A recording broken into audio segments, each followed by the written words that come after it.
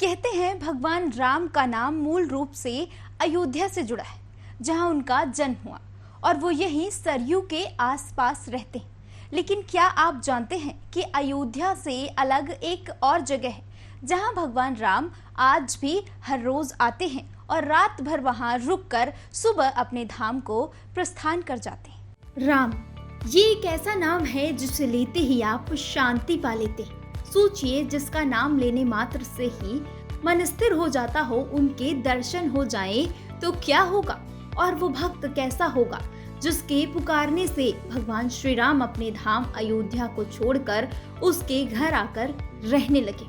जी हाँ, ये कहानी है मध्य प्रदेश के ओरछा में रहने वाली एक पुजारन की, जिनके पुकारने पर भगवान राम आज भी यहाँ आते हैं और ओरछा के महल में रात भर ठहरते हैं। आपको बता दें कि ओरछा में मधुकर साहब नाम के राजा हुआ करते थे और उनकी रानी का नाम गणेश कुमारी था। राजा मधुकर कृष्ण भक्त थे, वहीं रानी गणेश कुमारी राम भक्त थी। एक बार राजा श्री कृष्ण की पूजा के लिए वृंदावन जाना चाहते थे और रानी गणेश कुमारी अयोध्या जाकर राजा राम की पूजा करना चाहती थी। लेकिन राजा मधुकर साहब इस बात से नाराज हो गए और उन्होंने रानी से कहा कि अगर आप सच्ची राम भक्त हैं तो भगवान राम को ओरछा में विराजमान करके दिखाओ। राजा के ये शब्द सुनकर रानी अयोध्या के लिए निकल गई। रानी अपने पति राजा मधुकर साहब के शब्द सुनकर कि अगर आप सच्ची राम भक्त हैं तो भगवान राम को ओरछा में विराजमान करो, भगवान राम को ढूंढने के लिए अयोध्या की ओर निकल पड़ी।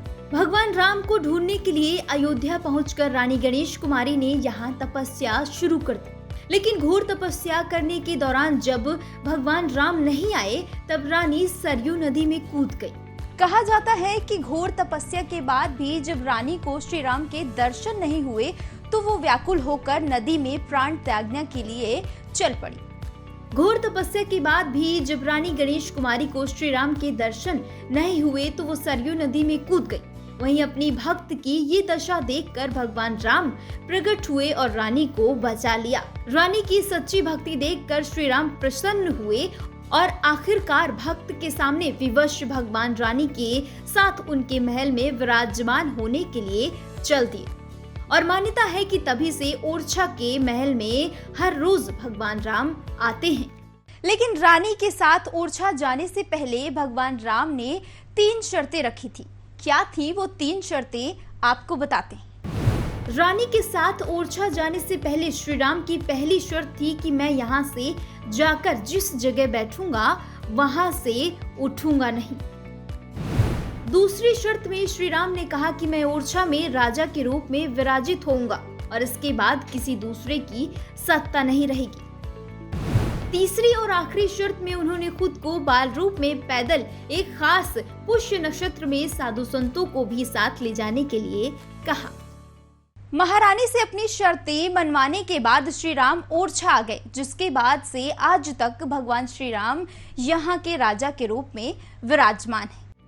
तब से लेकर आज तक ओरछा में दूसरा कोई व्यक्ति यहाँ का राजा नहीं बना। कहा जाता है कि भगवान राम के अयोध्या और ओरछा दोनों स्थानों पर रहने की पुष्टि राजा राम मंदिर में लिखा दोहा आज भी करता है। अयोध्या में श्री राम की जीवंत स्मृतियों में भले ही विवाद का विषय रहा हो, लेकिन ओरछा की स्मृतियों में वह यहाँ के जनजीवन में है, धड़कनों में बसते हैं। कहीं कोई विवाद नहीं है, क्योंकि श्री राम यहाँ के राजा के रूप में विराजे हैं। यहाँ की सबसे बड़ी खासियत है कि श्री राम को 4 बार की आरती में सशस्त्र सलामी गार्ड ऑफ ऑनर दिया जाता है। न्यूज वॉच इंडिया के लिए नेहा विश्वकर्मा की रिपोर्ट।